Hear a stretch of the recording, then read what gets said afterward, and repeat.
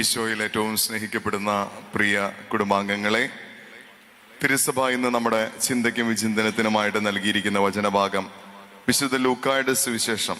നമുക്ക് ഒത്തിരി പരിചയമുള്ള, നമ്മൾ ഒരുപാട് തവണ സക്കേവൂസിനെ കുറിച്ച് ധ്യാനിച്ചിട്ടുണ്ട്. സക്കേവൂസ് നമ്മളുടെ ജീവിതത്തിൽ വന്നിരിക്കുന്ന സക്കേവൂസ് അനുഭവങ്ങൾ നമ്മൾ കർത്താവിൻ്റെ സന്നിധിയിൽ കുമ്പസാരത്തിലൂടെയും ഒക്കെ ഏറ്റുപറഞ്ഞിട്ടുണ്ടാവും. അപ്പൊ എന്താണ്, ഞാൻ ചുരുങ്ങിയ വാക്കുകൾ കൊണ്ട് ഈ ഒരു വചനഭാഗത്തെ രണ്ട് ചിന്തകൾ നിങ്ങളുടെ മുൻപിൽ അവതരിപ്പിക്കാനായിട്ട് ആഗ്രഹിക്കുകയാണ്. എന്തുകൊണ്ട് സക്കേവൂസ് കൊടും പാപിയായിട്ട് മാറി എന്നുള്ളതാണ് ആദ്യത്തെ ചിന്ത. പിന്നെ എങ്ങനെയാണ് ഈ കൊടും പാപത്തിൽ നിന്ന് സക്കേവൂസ് രക്ഷപ്പെട്ടത്, ആദ്യത്തെ ചിന്തയിലേക്ക് കൊണ്ടുപോവുകയാണ്. സക്കേവൂസ് എങ്ങനെ ഈ കൊടും പാപിയായിട്ട് മാറി, അല്ലെങ്കിൽ ചുങ്കക്കാരനായിട്ട് മാറി, അല്ലെങ്കിൽ ചുങ്കം പിരിക്കുന്ന ആള് പാപിയെന്ന് ഒരിക്കലും നമുക്ക് പറയാൻ സാധിക്കില്ല. പക്ഷെ എങ്കിൽ തന്നെയും സക്കേവൂസ് മറ്റുള്ളവരുടെ വക വഞ്ചിച്ചെടുക്കുന്ന തലങ്ങളിലേക്ക് എങ്ങനെയാണ് വന്നുപോയത് എന്ന് നമുക്കൊന്ന് ധ്യാനിക്കുന്നത് നല്ലതാണ്. ഈ വചനഭാഗത്തെ ബൈബിൾ പണ്ഡിതന്മാര് പറയുന്നത് ജെറീക്കോ നഗരത്തിന്റെ പുത്രനായിരുന്നു സക്കേവൂസ്. അപ്പൊ നമ്മൾ ജീവിക്കുന്ന ഒരു സ്ഥലമുണ്ട്. ഈ സ്ഥലത്തിന്റെ പുത്രന്മാരും പുത്രിമാരുമായിട്ടാണ് നമ്മൾ അറിയപ്പെടുന്നത്, അല്ലെ? ഇപ്പൊ ഞാൻ വരുന്നത് മാളയിൽ നിന്നാണ് വരുന്നത്. അപ്പൊ മാളയിൽ നിന്ന് വരുന്ന എന്നെ സംബന്ധിച്ചിടത്തോളം തൃശ്ശൂരിരിക്കുന്ന കുന്നംകുളത്തുള്ള നിങ്ങൾ എന്താ പറയാ, ഞാൻ മാളയുടെ പുത്രനാണ്. നിങ്ങളെ ഞാൻ എന്ത് പറയും, കുന്നംകുളത്തുകാരുടെ പുത്രിയാണ് അല്ലെങ്കിൽ പുത്രനാണ് എന്നാണ് പറയുക. അപ്പൊ ഓരോ നഗരത്തിനും ആ സ്ഥലത്തിൻ്റെതായ പ്രത്യേകതകൾ ഉണ്ടായിരിക്കും. ആ സ്ഥലത്തിന്റെ സ്വഭാവ സവിശേഷതകളും രീതികളും കാഴ്ചപ്പാടുകളും ഒക്കെ നമ്മുടെ സ്വഭാവത്തിലേക്ക് കയറാനും സാധ്യതയുണ്ട്. അങ്ങനെയാണെങ്കിൽ ജെറീക്കോ നഗരത്തിന്റെ പ്രത്യേകത എന്തായിരുന്നു? ജെറീക്കോ നഗരം തടിച്ചു കൊഴുത്ത നഗരം എന്നാണ് ബൈബിൾ പണ്ഡിതന്മാർ പറയുന്നത്. തടിച്ചു കൊഴുത്ത നഗരം. എന്താണ് തടിച്ചു കൊഴുക്കുക എന്ന് പറഞ്ഞാൽ? അനാവശ്യമായിട്ടുള്ളത് പോലും സ്വന്തമാക്കിയിട്ടാണ് ആ നഗരം തടിച്ചു കൊഴുക്കുന്നത്. സ്വന്തം അവകാശമല്ല, മറിച്ച് അനാവശ്യമായിട്ടുള്ളത് പോലും സ്വന്തമാക്കി ആ നഗരം തടിച്ചു കൊഴുക്കുകയാണ്. അതുകൊണ്ട് ആ നഗരത്തിൽ താമസിക്കുന്നവരുടെ പ്രത്യേകത എന്താ? അവരും തടിച്ചു കൊഴുക്കുന്ന ആൾക്കാരായിരിക്കും. അവർക്ക് അവകാശപ്പെട്ടത് മാത്രമല്ല അവർ സ്വന്തമാക്കുക, മറിച്ച് അവർക്ക് അവകാശമില്ലാത്തതും കൂടി അവർ സ്വന്തമാക്കും. പക്ഷേ നിങ്ങളൊന്ന് ചിന്തിച്ചു നോക്കി, അവകാശമില്ലാത്തത് സ്വന്തമാക്കിയ സക്കേവൂസ് അവകാശമില്ലാത്തവനായിട്ടാണ് ആ ഭൂമിയിൽ ജീവിക്കുന്നത്. ഒന്നാമത്തെ ചിന്ത നിങ്ങളുടെ മനസ്സിലേക്ക് കൊണ്ടുവരികയാണ്. എന്തുകൊണ്ട് സക്കേവൂസ് ഒരു പാപിയായിട്ട് മാറി? അവകാശമില്ലാത്തത് സ്വന്തമാക്കാൻ ഒരു വ്യക്തി തുനിഞ്ഞാൽ അവന് ദൈവസമക്ഷം മനഃശാന്തി കിട്ടില്ല. അവൻ ഇത്രയും വലിയ സമ്പത്തും സ്വത്തും 4 ഇരട്ടിയായിട്ട് ജനങ്ങളിൽ നിന്ന് വാങ്ങുകയും ഒക്കെ ചെയ്തിട്ട് പോലും അവൻ എന്തുകൊണ്ട് ഈശോയെ കാണാൻ വന്നു? ഒരൊറ്റ ചിന്തയേ അതിനുള്ളൂ, അവന് ശാന്തി ഉണ്ടായിരുന്നില്ല. ഒരുപക്ഷെ നമ്മൾ വിചാരിക്കും പണമുണ്ട്, പ്രശസ്തിയുണ്ട്, കുടുംബത്തിലെ നല്ല ഭാര്യയാണ്, നല്ല ഭർത്താവാണ്, നല്ല മക്കളാണ്, പക്ഷേ ജീവിതത്തിന് ഒരുപക്ഷെ ശാന്തി ഉണ്ടാകില്ല, സമാധാനം ഉണ്ടാകില്ല. ഇന്ന് ഒരുപാട് മക്കള് ധ്യാന കേന്ദ്രങ്ങളിലും ഇടവകപ്പള്ളിയിലും പ്രാർത്ഥനാ സ്ഥലങ്ങളിലേക്കൊക്കെ യാത്ര ചെയ്യുന്നത്, ജീവിതത്തിൽ എല്ലാം ഉണ്ട്, പക്ഷെ സമാധാനമില്ല. എന്ത് ചെയ്യണം? സക്കേവൂസിനെ വഴിതെറ്റിച്ച ഒന്നാമത്തെ മേഖല, അനാവശ്യമായിട്ട് സ്വന്തമാക്കിയ മേഖലയാണ് സക്കേവൂസിനെ പാപിയായിട്ട് മാക്കിയത്. ജെറീക്കോ നഗരം തടിച്ചു കൊഴുത്ത നഗരം എന്ന് പറയുന്നത് പോലെ നിന്റെയും എന്റെയും ജീവിതത്തിൽ അനാവശ്യമായിട്ടുള്ളത് നീ സ്വന്തമാക്കുന്നുണ്ടോ? അനാവശ്യമായിട്ടുള്ള ചിന്തകൾ നിനക്കുണ്ടോ? എങ്കിൽ ദൈവസമക്ഷം അത് സമർപ്പിക്കാനുള്ള ഒരു ആഗ്രഹം നമ്മുടെ ഉള്ളിൽ ഉണ്ടാകണം. സക്കേവൂസിനെ രക്ഷപ്പെടുത്തിയതും, രണ്ടാമത്തെ ചിന്തയിലേക്ക് ഞാൻ പോവുകയാണ്, സക്കേവൂസിനെ രക്ഷപ്പെടുത്തിയതും ഈ ചിന്ത തന്നെയാണ്. ദൈവസമക്ഷം, ശാന്തിയില്ലാത്ത അവസ്ഥ, സമാധാനമില്ലാത്ത അവസ്ഥ, ഇത് ദൈവസന്നിധിയിൽ ഏറ്റുപറയാനുള്ള ഒരു ആഗ്രഹം സക്കേവൂസിന്റെ ഉള്ളിൽ ഉണ്ടായിരുന്നു. അതുകൊണ്ടല്ലേ മരത്തിന്റെ മുകളിൽ കയറാനായിട്ട് അവൻ തുനിഞ്ഞത്.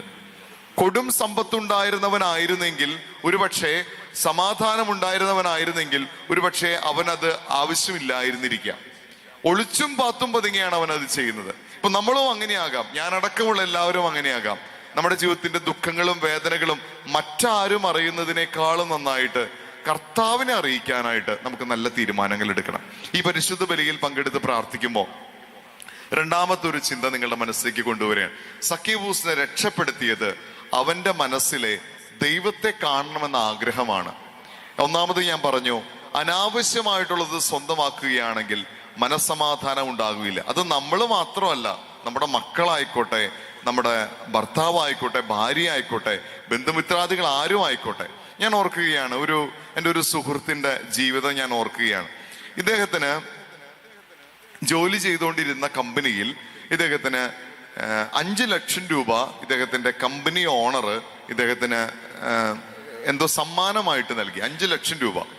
പക്ഷെ വേറൊരു വഴിക്ക് ഇദ്ദേഹത്തിന് മനസ്സിലാക്കാൻ സാധിച്ചു, 25 ലക്ഷം രൂപ കിട്ടേണ്ടതാണ് 5 ലക്ഷം രൂപയായി കമ്പനി ഓണർ ചുരുക്കി ഇദ്ദേഹത്തെ പറ്റിച്ചതായിട്ട് എവിടെ ഒരു വ്യാഖ്യാനം കേട്ട് ആരുടെയോ വാക്കുകൾ വിശ്വസിച്ച് ഈ മനുഷ്യൻ കമ്പനിയെ പറ്റിക്കാൻ തുടങ്ങി.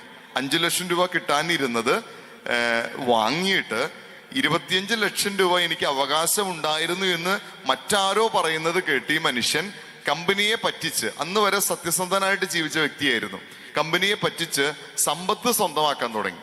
ഇങ്ങനെ ഏകദേശം ഇദ്ദേഹത്തിന്റെ കൈവശം 10-75 ലക്ഷം രൂപയോളം കമ്പനിയെ പറ്റിച്ച്. ഇദ്ദേഹമാണ് കമ്പനിയുടെ ഏറ്റവും ഉയർന്ന ഒരു ഉദ്യോഗസ്ഥൻ. അതുകൊണ്ട് തന്നെ വേറെ ആർക്കും ഇത് മനസ്സിലാക്കാൻ സാധിക്കുന്നില്ല, ഇദ്ദേഹം കമ്പനിയെ പറ്റിക്കുന്നതും പണം സമ്പാദിക്കുന്നതുമെല്ലാം. പക്ഷെ തീർത്താ തീരാത്ത പ്രതിസന്ധികൾ ഇദ്ദേഹത്തിന്റെ ഭവനത്തിൽ സംഭവിച്ചുകൊണ്ടിരിക്കുകയാണ്. കുടുംബത്തില് പെട്ടെന്ന് മാറാ രോഗങ്ങൾ കടന്നു വരുന്നു, അല്ലെങ്കിൽ വേദനകൾ കടന്നു വരുന്നു, വലിയ ദുരിതങ്ങൾ കടന്നു വരുന്നു. എത്ര പണം ചെലവ് ചെയ്തിട്ടും ഇത് മാറുന്നില്ല. എത്ര സമ്പത്ത് ചെലവ് ചെയ്തിട്ടും ഇത് മാറുന്നില്ല. വളരെ നിരാശയോടെ അദ്ദേഹം ചാലക്കുടിയിലെ പോട്ട ധ്യാന കേന്ദ്രത്തിൽ ഇദ്ദേഹം പോയിരുന്ന് ഒരുപാട് മണിക്കൂറുകൾ അവിടെ ഇരുന്ന് പ്രാർത്ഥിച്ചപ്പോ ഇദ്ദേഹത്തിന്റെ മനസ്സിൽ കർത്താവ് പറഞ്ഞു കൊടുക്കുകയാണ്, കണ്ടാ സക്കേബൂസ് വന്നതുപോലെ, സമാധാനമില്ലാതെ വന്നതുപോലെ ഇദ്ദേഹം വന്ന് ദൈവസന്നിധിയിൽ വന്നിരുന്നു. ദൈവസമക്ഷം അവർ നടത്തണമെന്ന് ഈശോ ഇദ്ദേഹത്തോട് പറഞ്ഞതായിട്ട് ആരാധനയിൽ ഇരുന്ന് ഇദ്ദേഹത്തിന് തന്നെ തോന്നുകയാണ്. വേറെ സ്പിരിച്വൽ കൗൺസിലിങ്ങിനോ ഒന്നും ഇദ്ദേഹം പോയിട്ടില്ല. മണിക്കൂറുകൾ നീണ്ട പ്രാർത്ഥനയ്ക്ക് ശേഷം ഇദ്ദേഹം പറഞ്ഞതുപോലെ തന്നെ കമ്പനിയുടെ ഓണറെ പോയി കണ്ടു.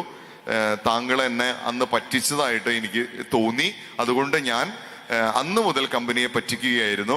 എൻ്റെ കയ്യിൽ ഇപ്പൊ തിരിച്ചു തരാൻ പൈസ ഇല്ല, കാരണം സമ്പത്തൊക്കെ ഞാൻ എൻ്റെ വീട്ടിലെ രോഗവും മറ്റു കാര്യങ്ങളൊക്കെ ആയിട്ട് ബന്ധപ്പെട്ട് ചെലവഴിച്ചു.